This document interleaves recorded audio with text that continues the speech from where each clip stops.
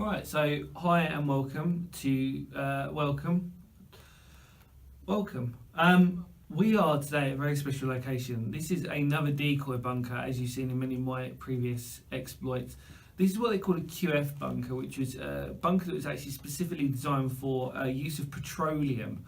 So the idea is that when you go out, when you look out there, there's a lot of we're in Allhallows, and there's a lot of oil-based facilities that are around here. And in World War II, this was built in 1941. This would have been a prime target for German bombers because, as you can see, we're not actually that far away from the channel. It comes from the Thames going out, and this would have been the decoy bunker for the soldiers to come in when the bombs were raining overhead. Now, what's really amazing about this is some of the original pipework that is still here, and these would have been part of the generator unit. That's your escape hatch that is up there behind us, and all these extra pipes would have been used as vents and ways of actually like getting rid of all the petroleum, etc., etc. And what they would have done was this would have been a complex series of pools of oil that they would have set fire to along the field here, and it would have basically been used as a distraction for German bombers as they were going ahead. They're thinking, okay, right, well, it should be roughly in this area, which it was, but it's knocking the bombs off target. And so a bunker like this, and the people that would have worked in here would have been extremely brave, because basically you are right in the firing line of bombs. You know, there would have been, you know, if this had a direct hit, game over. It'll only protect you for so much. The original flooring's been taken away, it's been cleaned up quite a bit, however though, if you look down there and on the floor, it's still quite dirty. But probably you can imagine what the original state of it would have probably been in. It's one of these ones that's probably on my bucket list that I've actually got to do now. It's a nice little walk down here, actually, to be fair, and I'm sure that, you know, people who have come down here before have probably had a really nice, interesting time actually reacting to some bit of amazing history that is actually quite easy to see. Now, outside, we're going to take a look around. It's a little bit windy. We are exposed to the elements.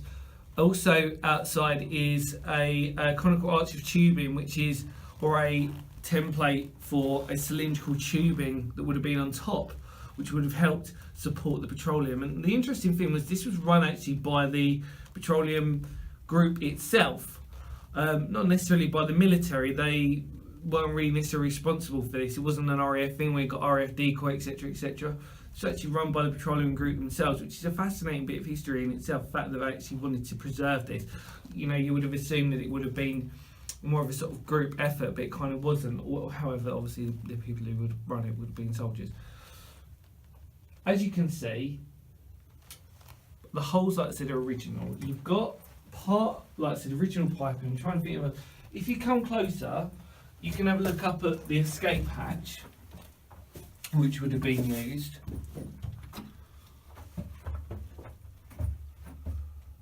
And what's really cool about this place is that I love this because it shows how it was actually made. What it is it's called steel framing and a network of a mesh, like you would do paper mache, onto concrete slabs. And the idea is that you pour the concrete on and it reinforces it. It becomes like quite a sort of strong bond that they would have had with it. However, still, on a direct hit, probably it's thick concrete, but I don't think there was no way they would have survived, maybe even by nearby blast. It was really just to sort of, a bunker like this is basically designed to sort of, you know, protect you from anything via a direct hit, basically. So, but the fact of the bravery of the people that were actually in these places, in these bunkers, that, you know, that you're exposed to shelling, etc., etc. And it's just a fascinating time capsule of history, as much as decoy bunkers are. And because this one is so well clean, considering, it's just a fascinating bit. Should we go outside? So if we go outside, so here's another bit of piping out here, which you would have seen when you'd come into it, which is here.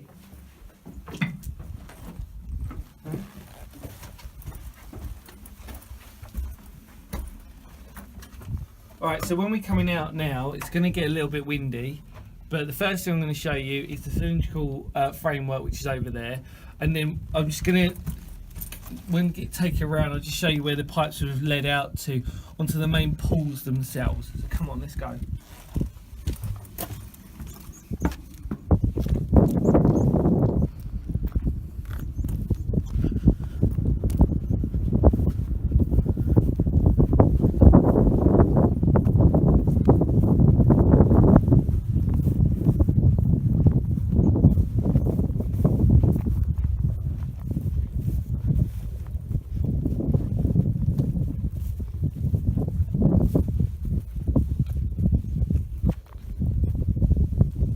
So you can see we're standing on the original base. Obviously the floor would have been a lot higher than this. What they've done is they've sort of cleaned it around. But on top of it, you would have more likely have had the petroleum, the actual chemical on top, and it would have been in a ginormous barrel or series of barrels that would have gone out and obviously gone all the way out into this part of the marshland.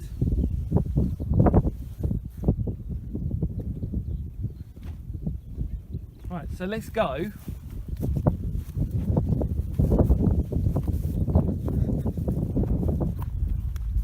Some of the actual pools themselves still survive. We're not going to show you them today, and there's also some bomb craters that are actually around here as well.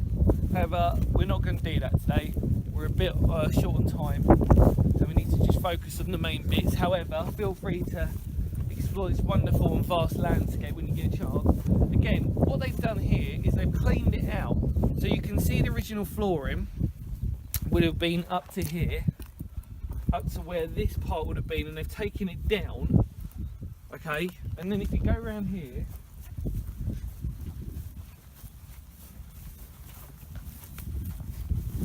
got another bit of the concrete laid out which would have joined the pipes that would have probably funneled out into this main part. In fact, if anybody was astute enough to have a metal detector, you could probably track some of this stuff. As we go round, this is the best part of the bunker, I think, personally, which is possibly where the generator, where the tubings would have come through and would have funneled adjacent into, and they would have joined in at a pivotal point. So they would have come in together like that, formed into a V, and it would have spread out as they would have come out here. And yeah, just